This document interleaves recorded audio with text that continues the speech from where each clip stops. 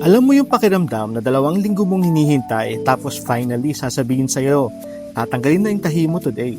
So ayun na nga mga paps, after 2 weeks bumalik na ako sa hospital para tanggalin yung tahi ng minor operation ko last February. Habang naglalakad ako papunta sa Derma Clinic, naisip ko, grabe, ang bilis din pala ng araw, parang kailan lang inoperahan to. Tapos today tatanggalin na yung tahi.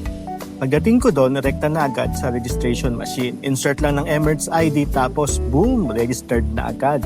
Ang bilis talaga ng sistema dito. Ilang minutes lang tinawag na ako para i-check yung vital signs ko. Alam mo yung moment na parang chill ka lang pero sa loob mo, iniisip mo, masakit kaya tanggalin ng tahi? After noon, pinapasok na ako sa kabilang room at doon na nga tinanggal yung mga stitches. At eto pa ang solid, mga kabayan yung nurses na nagtanggal. Kaya shoutout sa inyo kabayan, sobrang gentle nyo, salamat talaga. In just a few minutes, wala na yung tahi. Simple moment lang siya, pero yung feeling na okay na ulit yung sugat mo, ibang relief din talaga.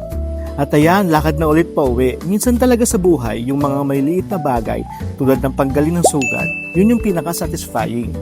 This is Rai, follow me kung gusto mo ng mga ganitong content.